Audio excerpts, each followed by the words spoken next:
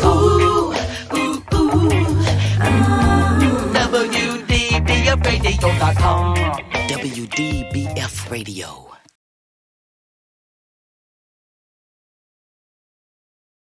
Steve the Bookman Eisenstein has been involved in buying, selling, and appraisals of rare books since 1968. This show has been designed with making money for the listeners in mind. More people know the value of coins, stamps, objects of art, and collectibles they do not own than the values of the books in their home library shelves. Now, here's Steve the Bookman Eisenstein.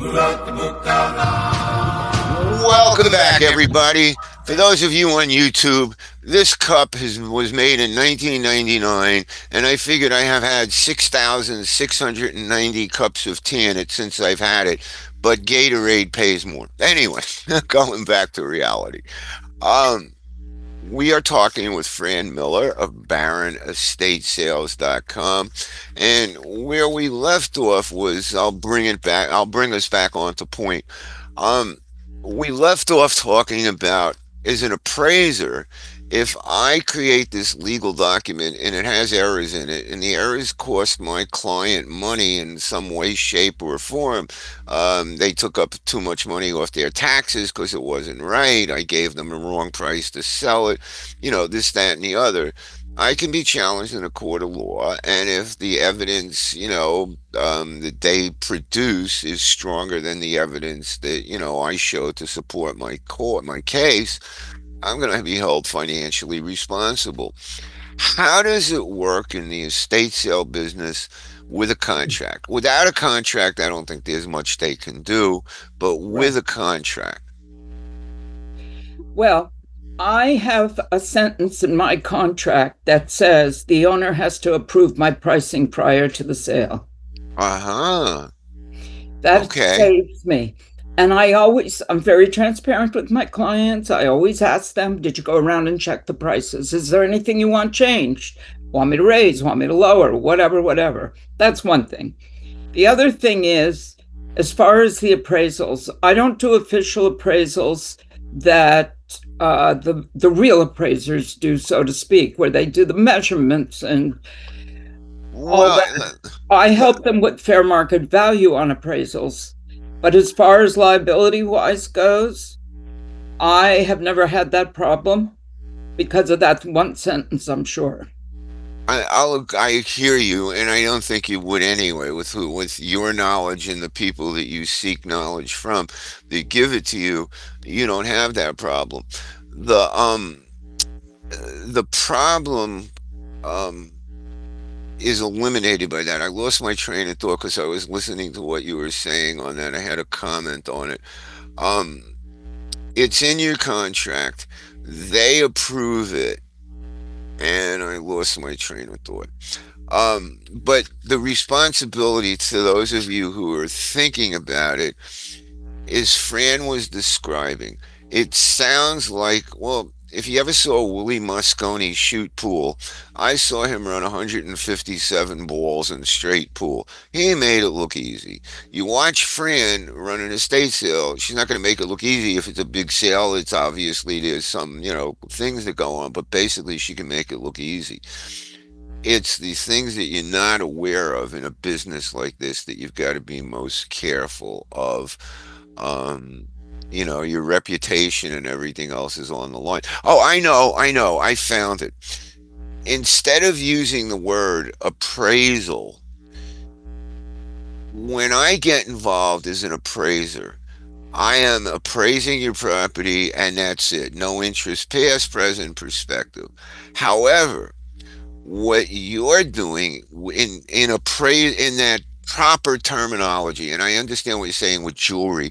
If you look at a gem report, you don't know if it's rocket science or, whatever, with all those symbols and stuff when they analyze a gem. But it's not that part of it I'm talking about. It's the verbiage, the legalese within it. So what you would say if you wanted to be in harmony with the, total harmony, is you are an evaluator seller, which means the people are coming to you for your knowledge as an evaluator, but it doesn't prohibit you from being involved in the sale. in that sense. I'm just throwing that one out. If someone says appraisal to me, I'm going to say, well, okay, let me see the document. They may not say it to you and have a different thought, but if you use the word evaluation and seller, it makes all the difference in the world. I also, Steve, when I do appraisals, I'm just dealing with fair market value. Well, it's not even Fran, it's not the conclusions that you would come to in the fair market value. It's the way the information before that. If you break an appraisal down, you got the inventory section, which describes and lists prices. But the 5, 6, sometimes 10 pages of preamble is what protects you, like limiting conditions. It's the IRS wants it laid out a certain way. Since your evaluations, or if you use the word appraisal, aren't going for an IRS thing, and they're not going to be used as, well, Fran said it was this, and now you are telling me it's that, or, whatever. It's a different story. An appraisal means you're creating a legal document and all the stipulations that go with it. It's more that preamble, the client's name, the methodology, Right. all of those things. I'm sure you That have them. And go ahead. that goes to the pros. I refer that out. If I needed one on books, I'd call you. If Thank I you. need one on other stuff, I call, excuse me, excuse God me. bless you. Thank you. Allergic to antiques? Probably so. Um, I call the appraisal people who are like past presidents of the International Society of Appraisers, Right. depending on the house. I tell Yeah. people all the time, they call me, come on over, Fran. I need to have an appraisal. So my first question is for what? And they Yeah. tell me, oh, I want to know what my stuff is worth. I said, so instead of spending $3,000 to have somebody come in here and do an appraisal for you, all you need from me is to do a fair market value for you. And I can do that walking around the house, and you could spend $300 instead. Exactly. And a lot of times when people, especially the general public, are talking to you or talking to me or anyone else, and they use the word appraisal, they really don't want an appraisal. They want an evaluation. They don't want to pay Exactly. for it. They want to, if they know they need it for insurance or they need it for another purpose of legal note, an attorney told them to go get an appraiser. They use the word appraisal like the word rare. It's a misused word, It in is. our, yeah, in our businesses in that sense. Most definitely is. You made Go me ahead. think of something, and I too forgot what I was just about to mention. But when you were talking about antiques, I have to tell you about this market in Miami. Everything still, although it's changing a little, is white on white, and you throw a splash of gray in, and you tell people that's color. And that's Miami. And that's why Huh, antiques are so hard to sell. But now, as things change and they're cyclical, color is starting to come back, thank goodness. huh. And I'm still, though, going to the 10,000 square foot homes and 20,000 square foot homes, white floor, white sofa, white this, white that, what everything. It's the coldest homes you can walk into. There is nothing warm in them. You don't even see a sofa that looks like it's been used. Like, where do you people take your family in the evening when you have children and just plop on the sofa and play a game and maybe bring in popcorn or whatever? They don't, that's non existent in those homes. Well, again, I ask you this, okay? Um, Pine Tree Drive, okay, North Bay Oh, Road. Yeah, yep, in the old days, the modern McMansions must be sterile these days. I mean, they like are. let me see if I'm equating this the right way. The older homes, mansions, whatever they might be. Yeah. I've rarely been out to Pinecrest knowing that I was there. Um, Pinecrest, from what I'm reading in the descriptions of estates that have been going on there for the last couple of years, Pinecrest on certain streets is like the old Pine Tree Drive or North Bay Road of Miami Beach. No, No. not so much anymore because it's all being redone. So even that's being redone.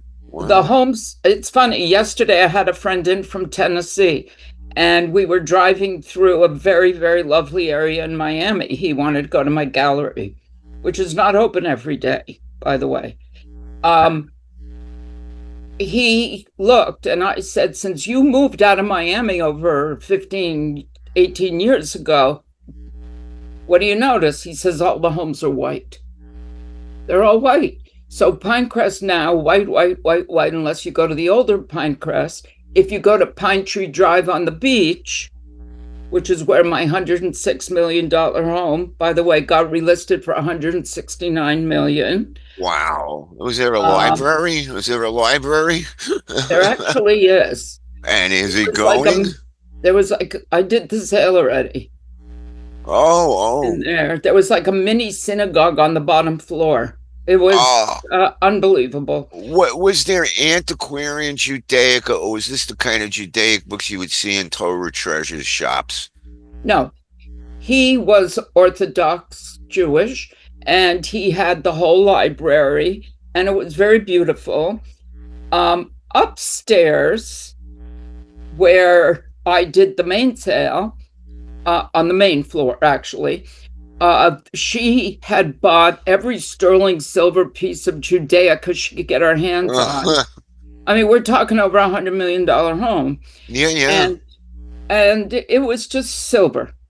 Did she buy modern silver or was it antique? No, it was all modern stuff you could buy anywhere. That's what I'm saying. Yeah. That's all it was. And it was not impressive modern silver. It was just silver, silver, silver, silver. And if I may veer a little bit. Please, any way you want to go, Fran. The silver market has taken a fall. Silver was up at $52, $54 an ounce, which is was up to 54. Yeah. Okay, that's recently. Very, very. Yeah. Recently. What is it today? I'll tell you in a sec. And gold too. When I heard 4K for gold, I looked up in the air and I said, "Oh my God."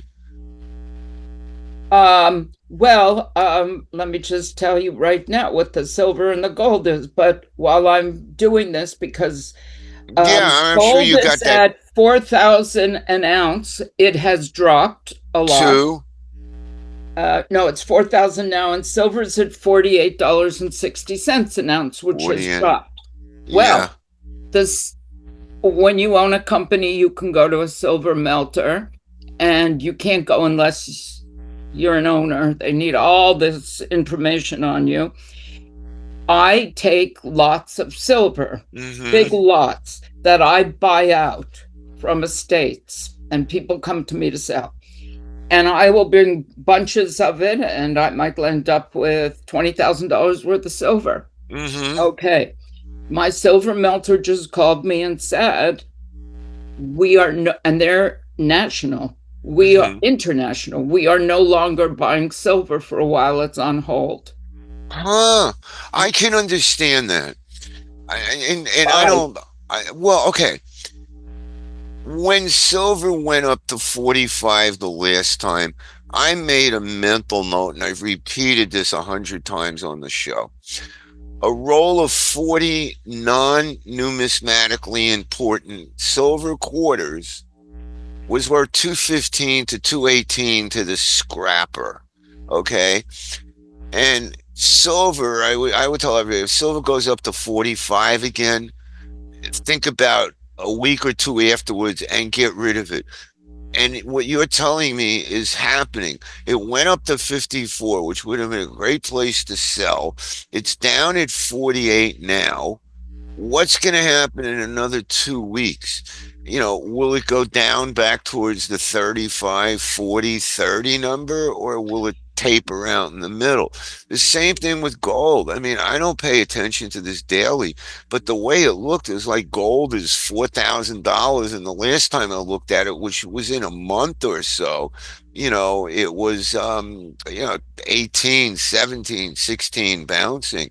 When it went up, it must have shot hard. Well, it did, and it went fast. Yeah. They're not buying, they told me, because of an abundance. Yeah. Okay. I, on the other hand, do not know much about how the economy works, to be honest with you. All I know Who does? as long as I have money in the bank to pay my bills, I'm happy. That's how my economy works. Yeah. So I believe, in my unprofessional mode, and if you've got listeners that are into this, I would love to hear their comments. 888-575-4394. Go ahead. I believe this is a total manipulation of the market by the government. And somebody, yeah. Somebody who's got a tremendous amount of influence to be able to do this. We got to hit a break. We'll be right back. We want to continue this. Captain Hook, if you want to jump in after this, we'd love to hear it. I know what you're thinking. We'll be back after the...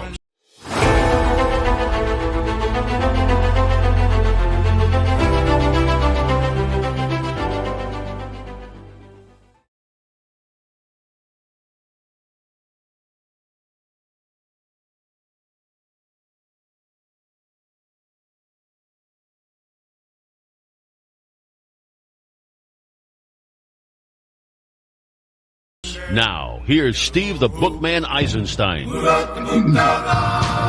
Welcome back, book lovers. We are having an informative and entertaining discussion with Fran Miller of BaronEstateSales.com.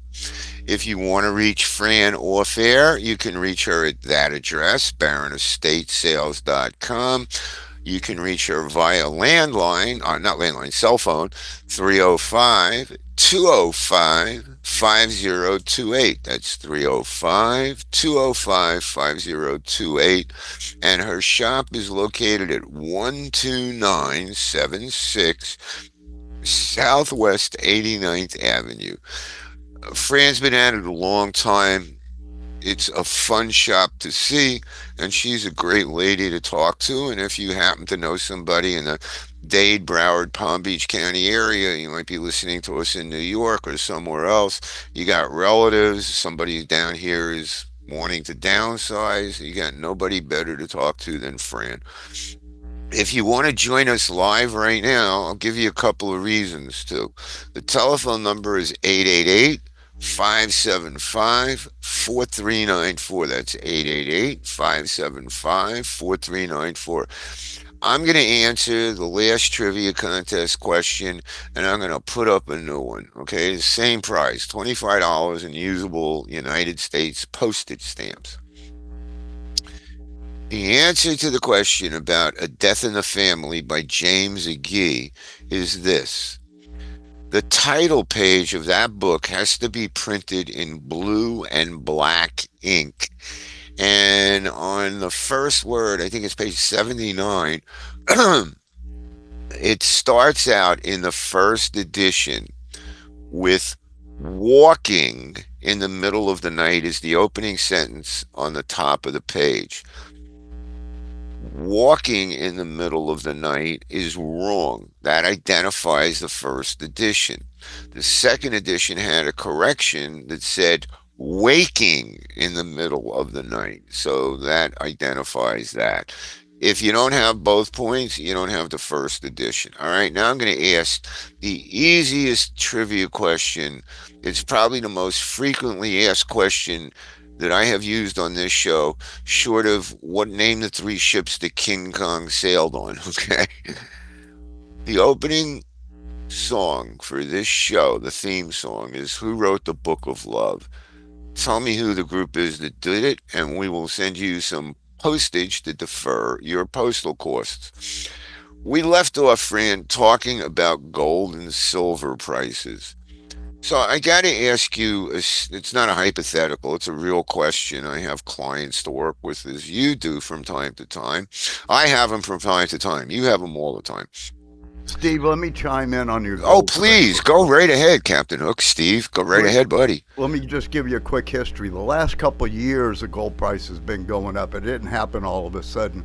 About 2, 3 years ago, I bought a bunch of gold at $1,900 an ounce, and slowly it started to go up easily, which is a normal cost of things. Through the course of the last administration and in inflation, we had all kinds of prices of gold start going rising because the value of the dollar is going down. What has happened in the last couple of weeks with this gold is nobody can understand why it's gone up. The dollar hasn't gone down. The other commodities are not going up. But here's what: do further research on it. You go in and see this. But just before the big meeting with Trump, the Chinese have been buying up huge amounts of gold, driving the price of it because they didn't know which way things were going to go. And the day after they had that meeting, the price of gold is starting to settle back down to where there was no reason for it to go up except the central banks buying it up as a hedge. And so now you'll see it was a bubble, and the bubble has popped. But gold's going to sit around $3,700 an ounce. That's what I believe. So, Huh. and the same with silver. But the problem is, with gold is a commodity. So when it goes way up like that, it has a tendency to drag some of the other things like copper, which has gone up, and some of the other commodities to come up also. So that's what everybody's worried about. All right. So there you Thank you on that. That's appreciated. What I've got to do is talk to a client because I know what we found in this house. She had the 1 pound coins. I mean, we were finding them like in the underwear drawers. We were finding half pounders. And in the library, if she doesn't have 400 ounces of Franklin Mint 1 ounce sterling coins, there aren't any. I mean, I lost track after about the 19th album that was full of whatever the commemorative was. We always laugh at the Franklin Mint. So, my question, I guess it would be to both of you in a sense. I want to tell this client to watch silver, and if it starts going back towards 40, it goes below 45, maybe it's the time to sell it because of her age and other things like that, unless she wants to leave it in the family. I think if you're going to maximize your profit, because what I know that whatever they paid for these, he was a good buyer. He was a smart buyer. Would you tell them to hold or fold? Are you asking me? Yeah, both of you. Well, I'm always happy to buy any silver that they want to sell. Okay. I'll buy it. Second thing is, it also depends on whether they need the money. A lot of people are selling because they need the money. If they don't need the money, then here's what I do. I have 3 grandchildren. I took a bunch of silver and I had them made into kilo bars. Oh, They okay. have kilo on them. So I'm just going to leave that as a little commemorative. But you know what? They'll never. Who knows what the price of silver will be? I would say sell it if you can find a place to sell it. I don't know if you can find a place that'll buy it other than that's another question. If this company is not buying in bulk from you, I guess they're not buying from anyone. Let me ask you a question. Okay, let's use for the sake of math. Steve, Captain Hook, are you agreeing with this? Okay, he's out. Okay. No, yeah, I agree with you.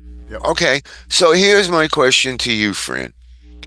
Somebody comes up to you when silver is $50 an ounce and there's no problems, okay? It's not a tight market, it's not a loose market, it's just easy to sell it. And $50 is the current price. What would you as a buyer offer for a $50, times whatever it is? What would you offer a client, somebody you want to work with? What would you offer for, I don't know, let's say it was 100 ounces, 400 ounces.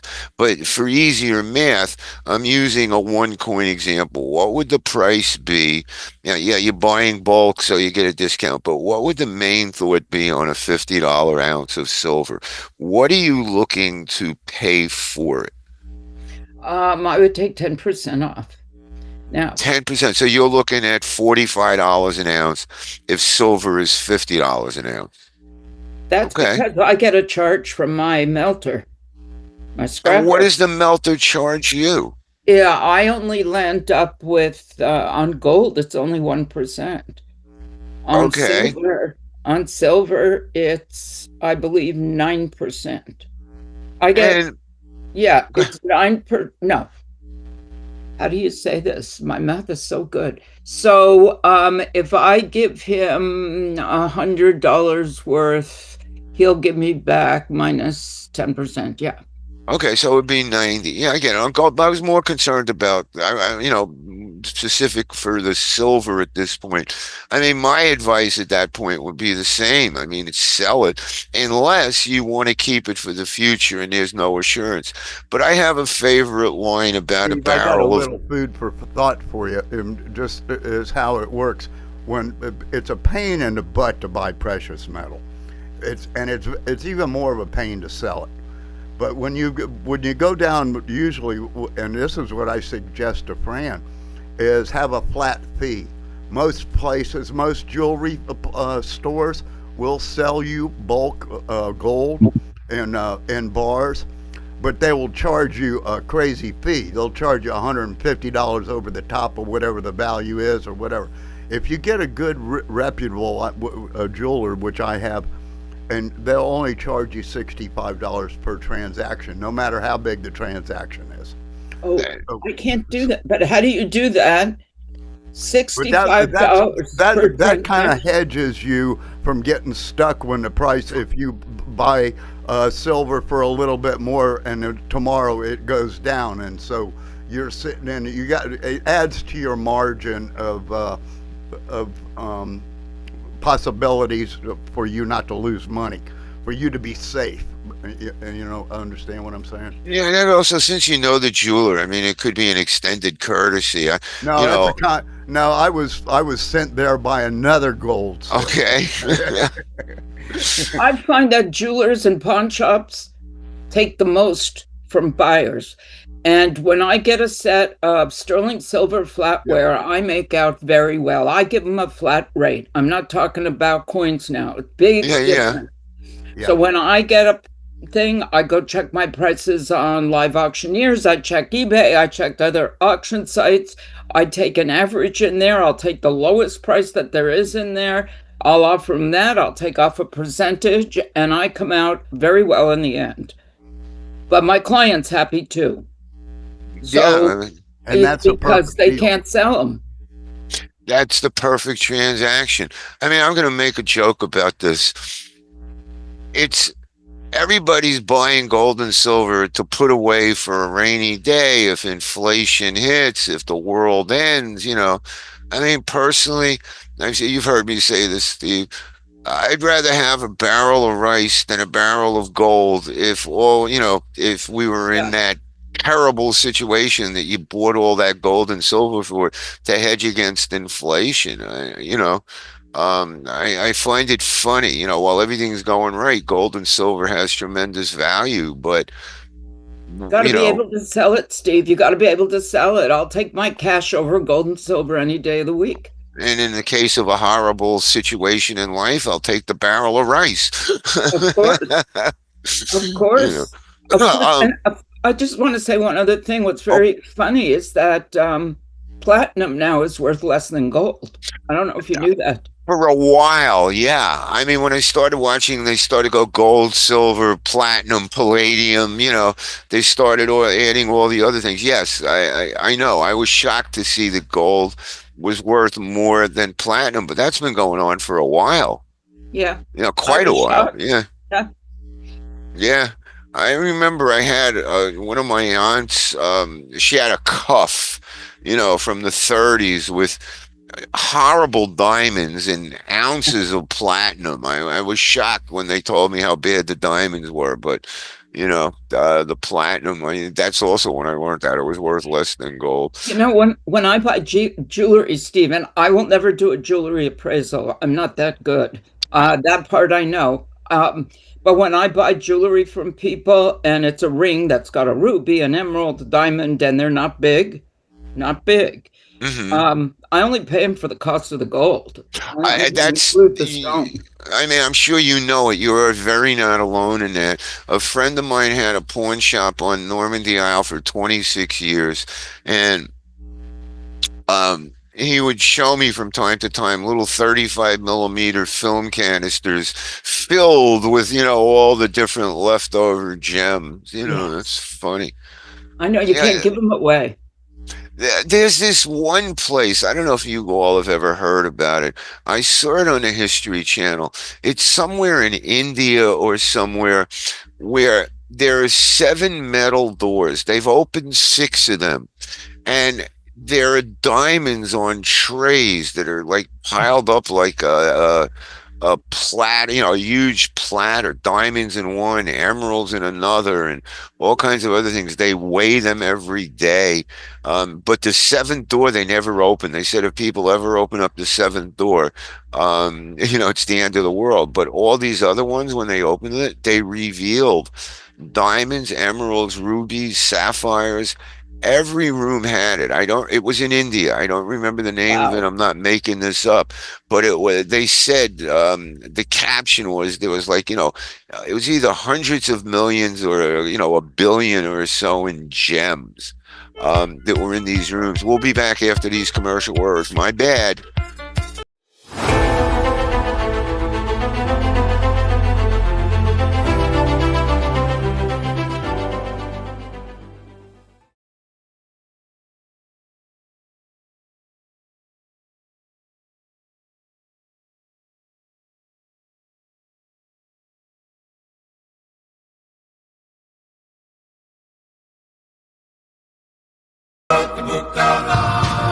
Welcome back, book lovers. We are in the home stretch of today's live broadcast of Bucks on the Bookshelf. If you want to recommend someone to tune in to hear the show later today, we've got some really pertinent information, especially if you have older relatives down here and want to hear the show on replay.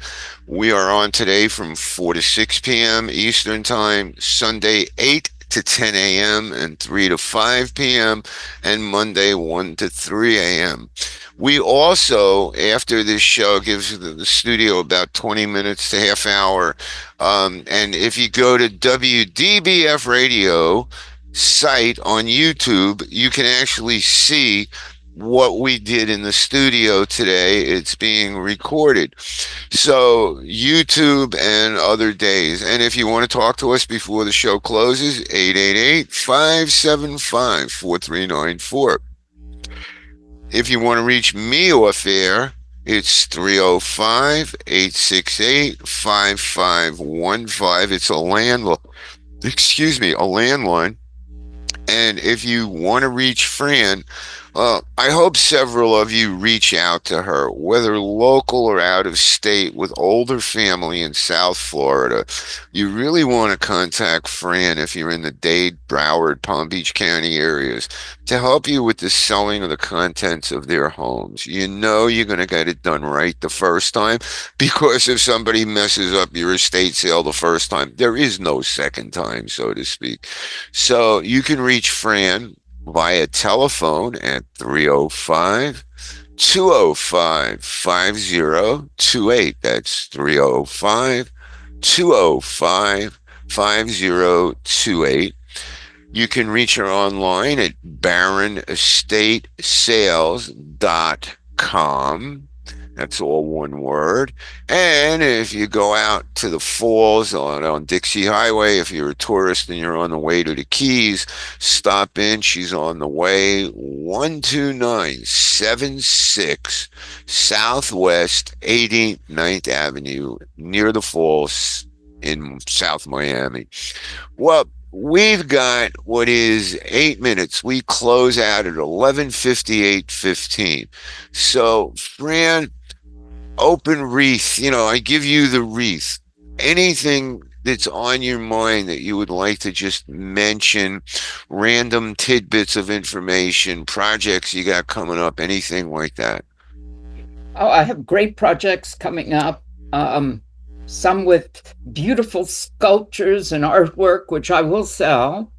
Others, well, like I said, with beautiful antiques that I may not sell and wish if somebody up in New York, Connecticut, Massachusetts is on my site, which I hope they are because I send out to hundreds of thousands of people. We will ship stuff to them, which we do all the time. And one thing I do want to tell you, though, is I forgot to mention our wonderful hoarders. And we have loads of hoarders. And that's where Yeah. I have one now, and he said, I have a whole bunch of books all signed by presidents. Whoa. Yeah. So you may get a call on that. Well, I'll tell you, the last time I did that, it was a $3 million and a $2 million appraisal. I'd love to get involved in something like that on the sale end. I mean, I had every president from George Washington to Donald Trump, where whatever book they did, and there's only one by George Washington. There must have been 10 or 12 by Teddy Roosevelt, Trump's books, other books. I keep forgetting the president that got assassinated. That was one of the hardest signatures to find, 1880s, 1890s. And not only was it every book that McKinley, not only was it the only other known copy of George Washington's book in this collection, but he had something else. One collection, the books went to the Reagan Library. The other collection went to the Bush Library. The other collection was full documents. We're not talking about clip signatures. We're talking about full documents, only reflecting Article 2 powers of the president, and everything had the seals, nothing was clipped and all of that. It was about $5.5 million for both collections, and I've got all my notes in boxes over there because as an appraiser, I'm required to keep it, for at least another 2 years till the time period is over. Not that I would ever throw that out. There's too much history in there. But yeah, I got a lot to work on if, it's not the more modern presidents. There's a problem with that. And I'm going to tell everybody this. When you start talking about Jimmy Carter, I had Harold's books, right? Okay. A friend of mine is auctioning off books. I have sent him about 3,000 books in the last month and a half. He does online auctions. He put up 50 lots of my books 2 Sundays ago. All 50 lots sold. Nothing was killer. It was good shelf stock, which shocked me. But $31 for Carter, $42 for another one, hardcover, paperbacks. The modern presidents, their signatures are really, they're easy to sell, but it's not the kind of money that people are used to associating with presidentially signed books. You can buy Carter books at retail for $60 to $120. The same thing with the wives and things like that. Some presidents are more scarce than others, not to say, but when you're talking about Carter, Ford, people like that moving a little forward, their signatures are available. It's very easy.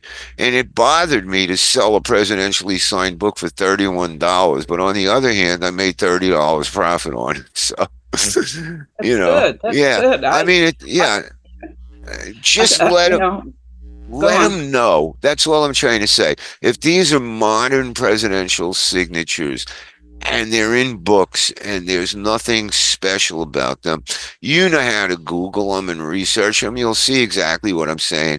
You can throw out the high and low prices and the averages will surprise you, but I'd love to see it. I'd love to see it if it can happen. I will definitely invite you into that sale. Thank you. Coming up sometime in November. We got till March. Actually the middle of February. to find another medical book collection or something like it. Okay, it could be a Nobel. Well, you don't know what I mean for the Nobel Prize, so to speak. But on the other end of it, if you find a good book collection, the show is coming up, and I'm going to say this out loud for maybe the first time. Well, maybe not the first time. This could be my last book fair. It's rewarding financially. It's all of that. You get to see people. But at age, I'll be 76 that month. And the idea of putting 1,000 books in a van and all that other stuff and doing a show, I don't know. I might start my own auctions, Well, I have an auction site. I actually own an auction company and decided that I would do an auction. I just got the name, so I decided, well, why not just take it? So I have the Barron Estate Sales Auction Company, which, by the way, I don't do auctions. I kept it. So I decided to try an auction on my own. Uh-huh. Yeah. The amount of work it takes to take the right photographs, to put the description, and to add those things to that auction, I said, there is no way I am doing this. So if anybody else wants to use my name and the Barron Estate Sales, as long as I know you and I know somebody that's about to do that, you're welcome to it. Well, I'll tell you, the self-online auctions with antiques definitely is a work project. An online auction of books, I have done it using Facebook Live. Yeah. I did 5 or 6 of my own. I was very happy with the results in the long run. Just everything came up with medical issues and I couldn't pursue it. Then I found Max Roback of, Common Ground Finds. And even though the commission is steep, it's worth it. These are leftover books. These are books that, I've had for years. There's nothing that's a dud. Everything is, I sent him books from $20 to about $300-400. The high-end stuff, I don't need anyone to sell for me. But this is amazing. This month, even with his auction commission, I am anticipating about a $2,500 check for books that have sat in my warehouse for countless years. I mean, and I'm very excited about it. It is work. I might try 1 or 2 again, but with antiques, it's a whole different story. Oh, forget antiques. Forget them. Well, my friends, we got about 1 minute and 15 seconds left in this show before the computer knocks us off. So, Fran, Edie and I love you as a friend. We respect what you have been doing in business. What you've built up is just to be commended. Your ethics are always on the table. You're fair. You're generous with your knowledge. And, I can't say thank you enough because it's what you do. And I hope that this broadcast leads to some people calling you up and saying, "Hey, my mother lives in Russia, but we're coming." We got a large plane ticket. I'm there. Yeah, we've got a huge overseas audience that might have relatives. As a matter of fact, it's embarrassing to say, but I got more listeners overseas than I do in country. I'm there. First class ticket, accommodations. I'll do the sale. Yeah. I don't know if I want to be a flown around appraiser anymore, but we'll see. On that note, happy book sales and buys to all till we meet again. Ciao for now. Thank you, Captain Hook. Thank you, Fran. Ciao, everybody.